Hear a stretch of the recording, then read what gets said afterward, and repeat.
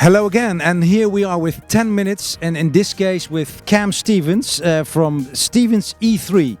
Is that correct, Cam? That is correct, from Toronto, Canada. From Toronto, Canada, well, and he already reveals the subject. We're going to talk about doing business in the exhibition industry in Canada. Well, thank you very much for sharing knowledge. This is what these series are about, and if you're okay, we start off right away. Let's do it. Let's do it. All right. Cam, reaching out to the Canadian audience when we speak about exhibit design, product displays, what is a typical thing to do in Canada? I think in Canada, it's much like the United States market, where we're looking at visuals, large visuals. Certainly product-based companies will want to have product on the show floor where reasonable. I think that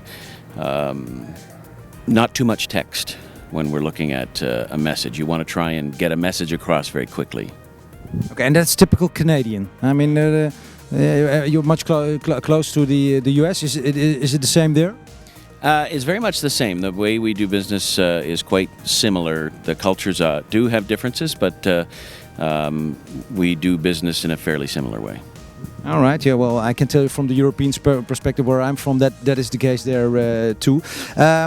Some cultures prefer clear lines and very linear designs, whereas others might be looking at gimmicky giveaways and prizes and contests. How might you suggest an exhibit would be well received in Canada?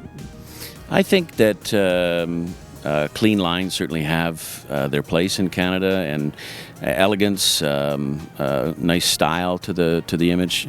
Certainly, you know, I reluctantly say yes, gimmicky things. You know, there's prizes and stuff like that, but I think that those are becoming less well received than they have in past. People are sort of tired of gimmicks and such like that. They want to know what the facts are and what you can do for them, and typically are trying to keep their timing at trade shows short and specific.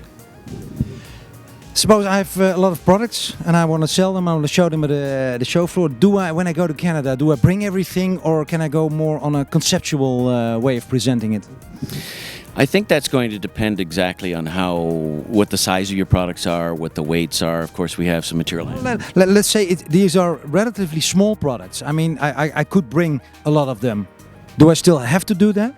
Yeah, I think people certainly still like, just like we're in the face-to-face market, we are, you know, people like to touch and feel things. They like to sort of have a tactile approach to things.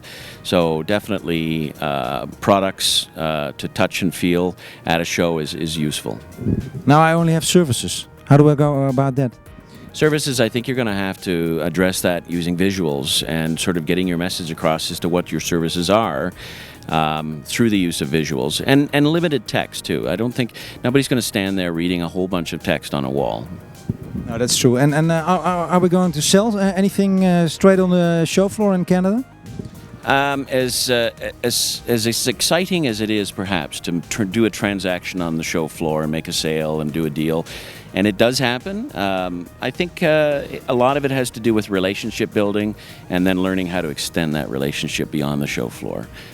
So I don't think that you can expect to actually walk off the floor with sales in all cases.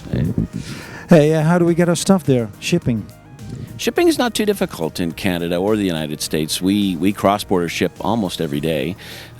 Freight coming into Canada isn't too difficult at all. I'd certainly recommend that you work with a freight forwarder or with the official show freight company, or again, you may consider using your exhibit partner in the region that you're going into.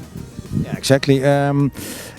What kind of service do clients expect? I mean, you know, in the US they want to have a full service package. In Europe, well, sometimes you just deliver the stand and you're okay. How about in Canada?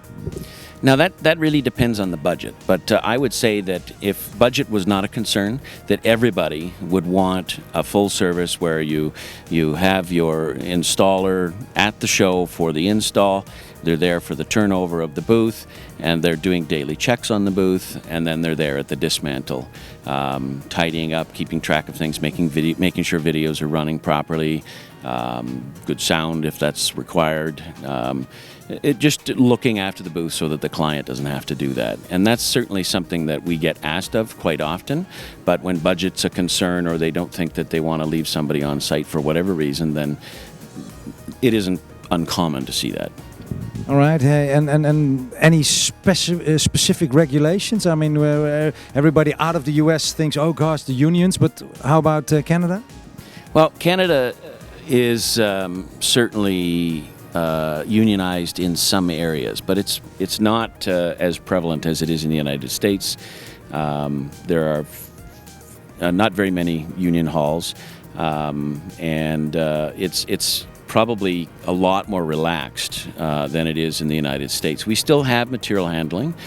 We still have electrical services and all that where you're ordering from specific service providers for those services. But I think you could probably budget a lot less money to build the same booth in Canada than it would cost in the United States to exhibit. Okay, and any construction limitations specific in Canada, or can we do anything? Within the show regulations, typically Canada follows the IAEE regulations that are commonly available on the marketplace. And so, you know, if you have an island booth, you can go up 16 feet. You can certainly hang from the ceiling in most cases, but it'll be show specific, but it's not uncommon at all to have hanging structures or to have overhead signage or to have a booth that's 16 to 20 feet or 5 to 6 meters in height. Okay, well, we're not scared at all to go to Canada, so doing fine.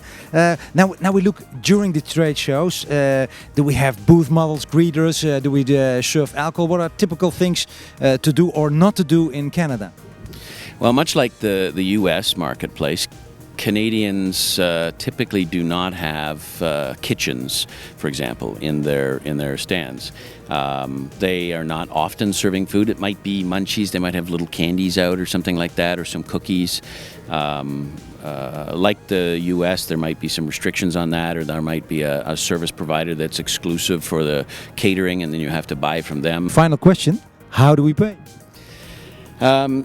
Wire transfers are very common in Canada, so when we're working with international partners, we typically will receive a wire transfer. We work in Canadian currency, American currency, as well as in euros. When we're receiving funds, it's the preference of the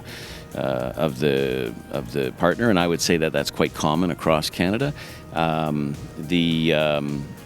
Credit card is very, very common, and all of your show services that will be pre-ordered will be done through credit card.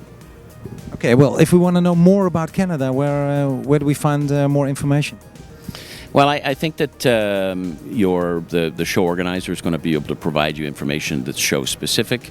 I would certainly encourage you to reach out to a Canadian IFAS partner to ask a bit more about the culture and about what to expect when you're coming into the country. Certainly information on the tourism board for the city that you'll be visiting would be able to provide you with some local cultures or local places to see and what to or not to do. Okay, well, Cam, thank you very much. And this ends the series, the 10 minutes with Cam Stevens about Canada. Thanks for watching, and till next time.